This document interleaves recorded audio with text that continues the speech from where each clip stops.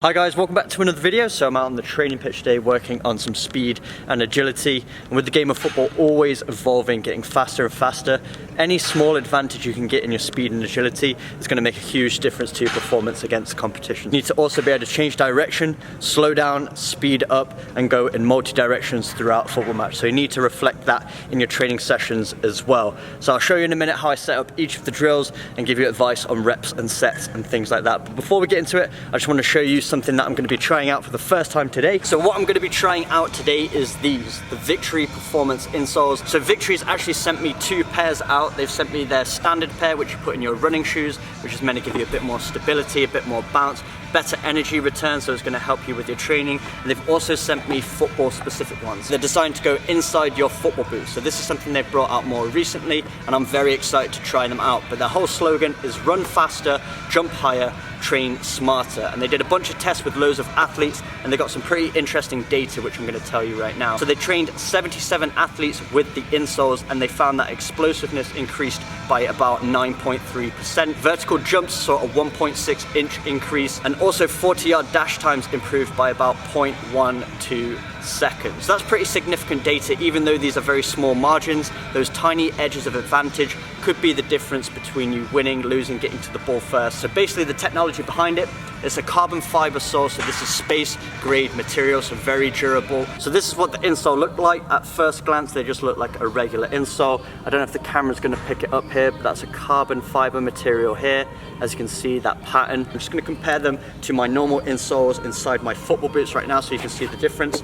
So this is out of my Mizuno Morelia Neo 2s, and as you can see, very flexible. Not very responsive, they are comfortable and they offer some grip, but the difference between here of this being really pliable, the Victory insoles are a lot more rigid. You're gonna have a lot more responsiveness when you're flexing your foot and pushing off. So all you do is take out the regular insole from your football boots, then you take the Victory insole and you literally slide it in exactly the same way that you would do a regular insole. You pop it in, and there we go. It's in there, ready to train with. I'm gonna put them to the test today and see if I notice any differences between wearing the insoles and not wearing them, and then I'll give you my feedback as well. So if you're interested in learning more about the Victory Performance insoles, stick around to the end of the video and I'll give my full review. And let's see how it goes.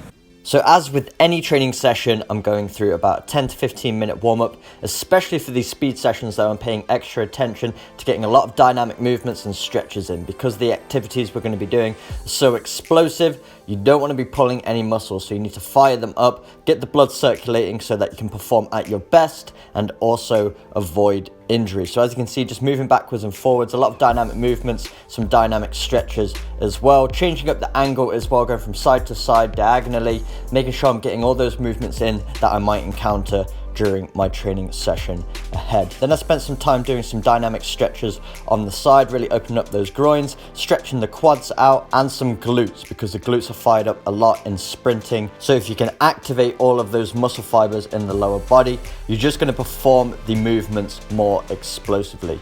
Then I added to my warm-up with some fast feet exercises. These are taken from my Rapido training program. I'll put a link to that program in the description box below if you want to go check it out. I also have day one for free. I'll put a link to it on the screen right now. These fast feet exercises just get your feet coordinated, and also there's fast twitch fibers activated as well. So I go through each of these ones for 20 seconds on, rest for 20 seconds, repeat 3 times. So there's 3 fast feet exercises in total.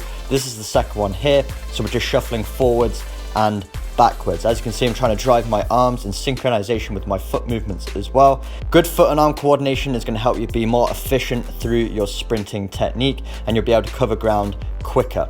And then my final exercise is using the same setup here, this time doing an icky shuffle motion forwards and backwards. So putting the arms out for balance here, making those movements nice and explosive. For all of these activities, I'm remaining on my toes at all times. You're a lot more agile and explosive when you're on the balls of your feet.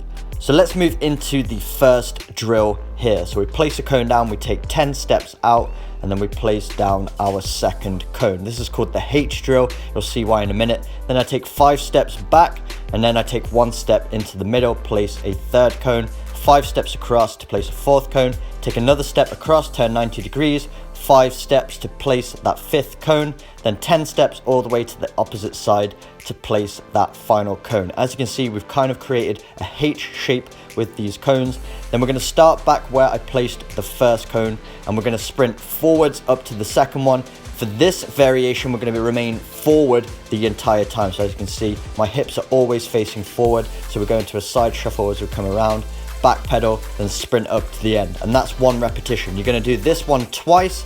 Then once you've gone twice with your hips facing forward, we're going to go into another variation as well, where we're going to go around the cone. So we're going to actually have to turn our hips with the course.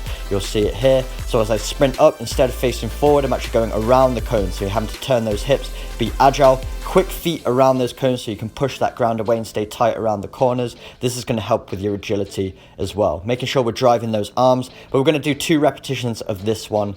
And then once we've completed the H shape, we can move into our second drill. So this is how we set it up. This is the T-head agility drill. So we place a gate probably a step apart, and we take 10 steps out in front to place a 3rd cone. So this is the center point. Then either side of that middle cone, we're going to take 5 steps to place our 4th and 5th cone. So as you can see from this angle, it's sort of a T shape. This is why we call it the T-head agility drill. And then we're going to start back at the gate. We're sprinting out to the first cone, and then we're going to go for a side shuffle to either side.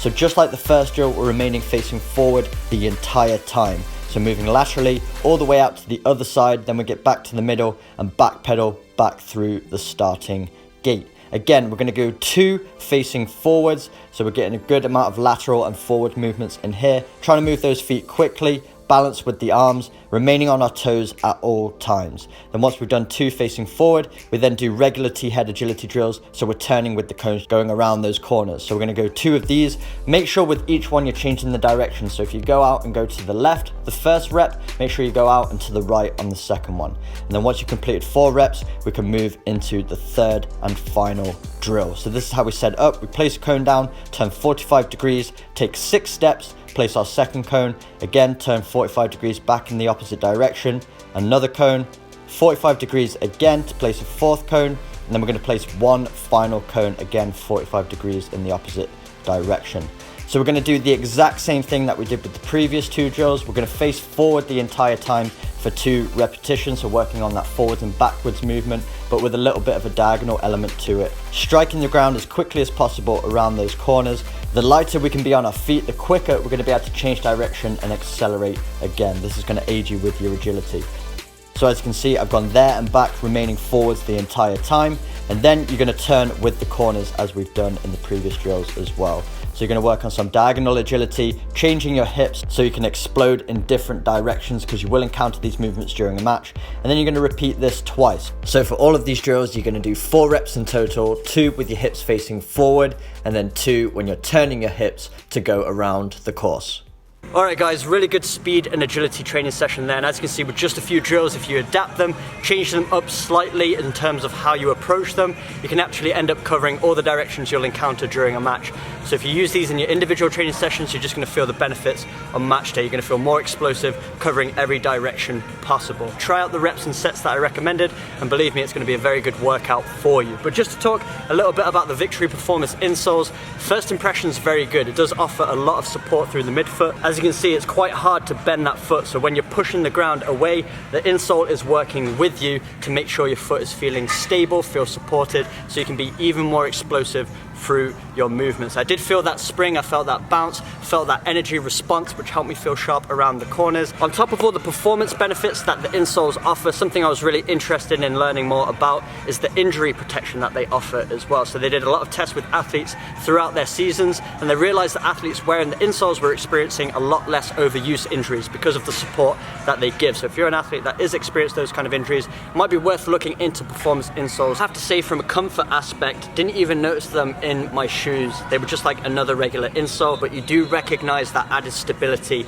and extra flex when you're pushing that ground away, which is an experience I really enjoyed. Unfortunately, I don't have the equipment or the technology to really test results, so I can't give you any data in terms of my top speed wearing the insoles or my jumping height or things like that. All I can tell you is how I felt wearing them. But my first impression's very good on the Victory Performance insoles. Obviously, this is my first training session in them. I will get to know them more as I use them more in my sessions so I can give more feedback. But if you are interested in a pair for yourself, I'm going to leave a link to them in the description box below, which will take you over to Victory's website, where you can actually customize them to fit you as an athlete depending on the sport you play, the size of your feet and your weight, etc. So really good quality stuff, might be a good edge to your performance. But hopefully you guys did enjoy today's training session. Make sure you give these a go. If you did enjoy today's video, make sure you smash that like button, hit the subscribe button for weekly training videos, and I will see you guys in my next video.